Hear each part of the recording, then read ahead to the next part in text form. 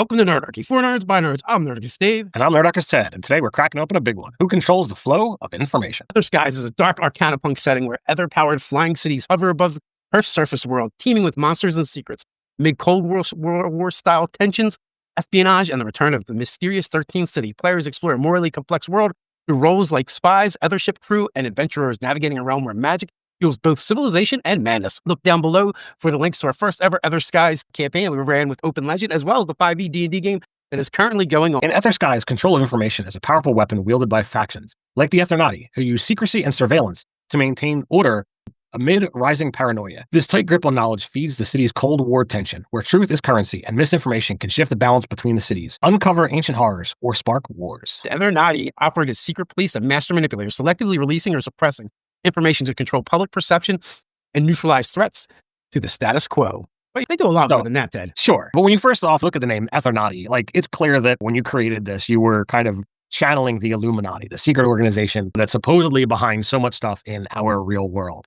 And taking that kind of concept into a place like this, it's like, these are the puppet masters that aren't really seen and talked about. So while you might say, oh, all this is going on, 90+% of the populace isn't even aware of the term, let alone how to even get in touch with them. Yeah, or they don't think it's real, or maybe it's a term that's thrown around, but it's for crackpots, right? There are conspiracy theories and misinformation. So even those that do have heard the term may not even take it seriously. Although, to be honest with you, I think the Eldritch were actually created in our session 0. I don't know if it was me or one of the players that was the impetus for them, but I do believe the name was actually coined within the session 0 itself. That we literally did 2 separate sessions of session 0 that were streamed. So we got the ability to go back and find out. You just have to sit through probably 4 hours of content. Maybe I'll have to look into that. But the Eldritch are great in the sense that their role in this world is to add cohesiveness, governments that are not cohesive, because all of the 12 cities at the time, there's 13 now that Haven has returned to the fold, are independent of each other and also don't trust each other. As we mentioned, there's this Cold War going on. And the problem with that is, if a greater threat arises that requires cooperation and shared information and knowledge, the cities aren't willing to do it. They're not willing to get over themselves in order to enact the greater good. And it may not even be intentional. They just don't trust each other.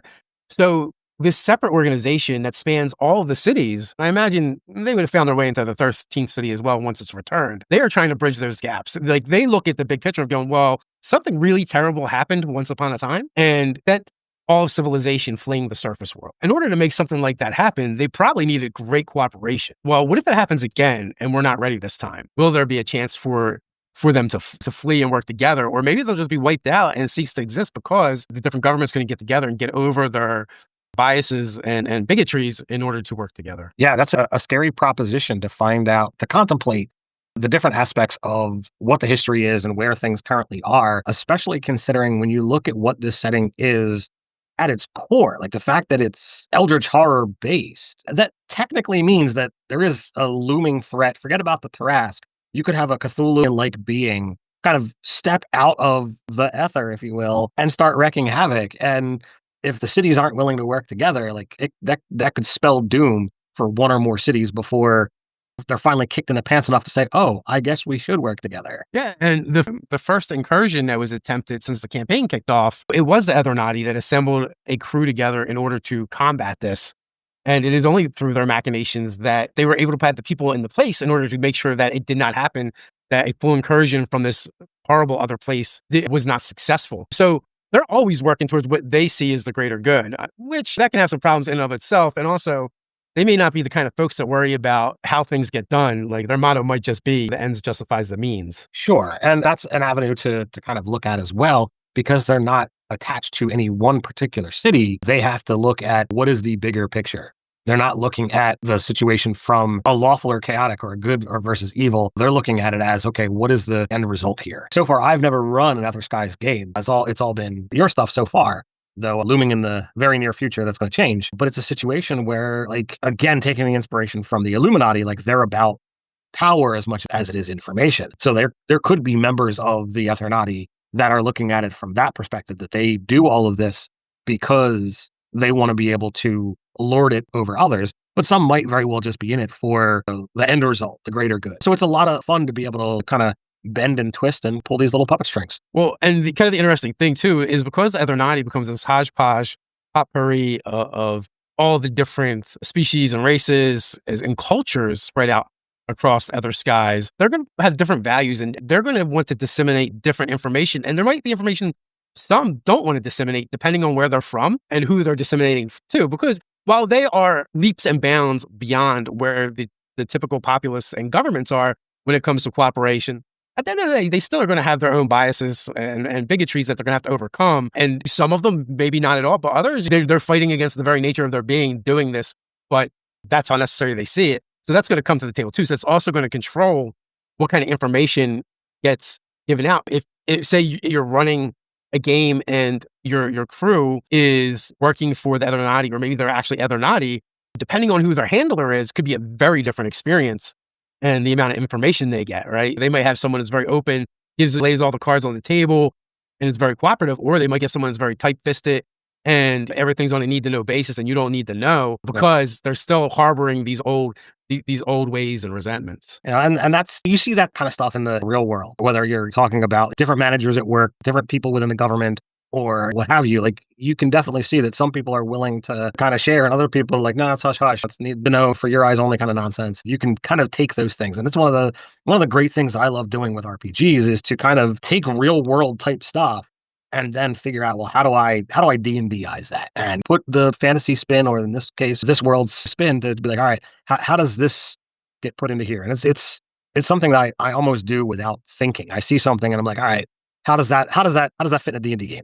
Yeah. So an organization like the Eldritch, while a great way to give information to the characters in the game about in-game stuff, it also is a great tool as far as being quest givers and for the GM, or the navigator, as we like to call the Aether Skies GM in this D666 system, which we'll be probably talking about a lot more in the near future. But it gives that person an avenue to kind of give information to the players too, hopefully in a more interactive way and conversational way, and not just lore dumping on them. But whoever their handler is could go a long ways towards that. Yeah, so that's a lot of fun to be able to look at, and having a quest giver be that stopgap of information and be able to only deliver precisely the amount of knowledge that they need to move forward and not a hair's breadth across that line can be a lot of fun when they get put into a situation where, had you given them more information, they might have done something different. But to hold that back can be fun to see how they respond when they come back to that NPC later. In Aether Skies, we have the 13 flying cities, which all have their own individual government. Each curate and distort facts to serve their political agendas, turning news and history into tools of propaganda and leverage in their Cold War struggles. Yeah. So not only do we have 13 cities with 13 individual governments, but there are also probably 13 different types of governments, right? One of them is definitely a theocracy. Others is run by guild members and so on and so forth. So that's going to also filter like what kind of information is available. And because like we kind of play this world as being Cold War and very xenophobic towards the other cities, and it's not even like particularly towards species or races per se, it's just the cities themselves. Like, you're from Theopolis? Well, I'm from Fallcrest, and you guys are clearly a bit on the whack side. So, you can only imagine the amount of propaganda any given time that's being spewed from these governments about the other cities. And it also kind of begs the question of, what is their agenda? Why do they seek to perpetuate the stereotypes and the xenophobia? What are they trying to do? What are the ruling bodies up to? That's the fun thing to be able to look at is, again, based off of what kind of players you have, what kind of story you're looking to tell, and what city you're kind of coming out of. You've got the ability to shape this in a lot of different ways. And it's very easy to get into every style of D&D game that's out there and throw in some political intrigue into it at the same time. To throw into it a little bit of this dash of horror or psychological horror with the Eldritch entities. Look at each of these cities. I was kind of thinking, like, in our first game, Doug had played Roz, which was this dwarf from Grundlehelm, and like he portrayed them as being very like Soviet Union-esque in like their government style, how they did things. She was an ex-soldier, and she'd actually been into a failed expedition to the surface world. She lost one of her arms, and like ever since that, she's been distrustful of the government and the military that she actually once served. And she was definitely of the group, like the biggest conspiracy theory, and always talking about, well, what are they trying to hide? They're trying to hide something. I really appreciate that. Some of the missions that you guys had to do was trying to uncover some of that information and do your own kind of like spycraft in order to get the things that Ross thought that was being held from you guys, because you also needed that information because you were planning an expedition to the surface, right? And Roz always said like they knew more about the surface than they were letting on. And maybe they do. Yeah, so the ability to kind of either work against type or work towards type with each of those cities kind of adds a whole new level of role playing. Because, like, sure, you've got a dwarven city and an elven city, but you don't necessarily have to be from those places if you're those races. But it does add another dynamic to how your character is or can be shaped. I don't know, a lot of fun to kind of dive into those governments. And as you said, with each city possibly having a different style of government, it means, okay, well, if this place, and I don't even know if one of them does have a royal bloodline, they're obviously going to be different than a place that's got a democracy where anybody could technically rise up and get in charge. It's fun to kind of world build on each of these places where you've got all of this connectivity that isn't really connecting. So with that, also we've got, what about cross-city communication being tightly monitored or outright restricted, making rumors, espionage, and black market information networks vital to navigating the fractured truth of the skies. So right, first we talked about the Eethernati and how they might disseminate or information or disinformation. Then you have the actual governments of the 13 flying cities. They have their approach to information, propaganda, disinformation. Then you have, what about the black market networks, the espionage industry that's going to pop up where they're not maybe connected to any one particular government at all. But because of you have these networks that are kind of spread over top of everything. Well, I feel like there's going to be this other network that's underneath who maybe they're more like Roz, where they don't believe what the government's saying. And it could be conspiracy theories, or maybe really it's the truth, right? Because sometimes they have grains of truth in them as well. Yeah, those individuals or small organizations, they're going to have to be like picking over every little detail with a fine-tooth comb to try and figure out what is truth, what is speculation, and what is actually false. That can be a lot of fun to kind of play out. And there's a whole nother avenue for a campaign. Instead of working with one of these more legit things, like what if you guys are the ground network? Pick a place. And for whatever reason, Pietracus jumps into my head. It's like, okay, what if you guys are here and there's going to be this flow of information? So like part of the session is always, I'm going to go out and see what kind of rumors and stuff we can find. As a DM, you plan, what are the rumors that you're hearing? And you decide whether it's true, false, or maybe a little bit of both, and let the players just kind of dive in on it and see like, okay, what threads are they going to follow, and where do they hit fact or fiction? This junction point that proves it's one way or the other, or potentially both. That could be a really fun campaign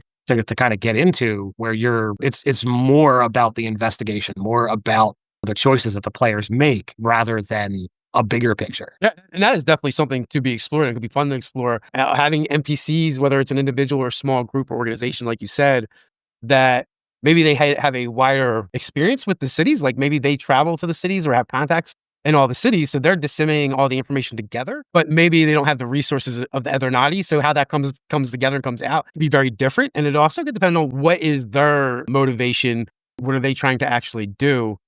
You could have basically the same pieces of information, but they could be disseminated very differently based on the agenda of whoever's doing the dissemination. Oh, absolutely. And that's the great thing about that style of game, is like you could take the data set and run that adventure 10, 20, 30 times, and based off of who you choose as the NPC to deliver it, how the players respond to the information, the choices that they make, like that game could be wildly different, far more off the rails than any like regular pre-written adventure. That could be a really fun to kind of take to a con and see what happens. All right, so in a world where secrets shape survival, who would you trust to tell the truth? Your government, the Aethernati, or the shadows whispering below the clouds?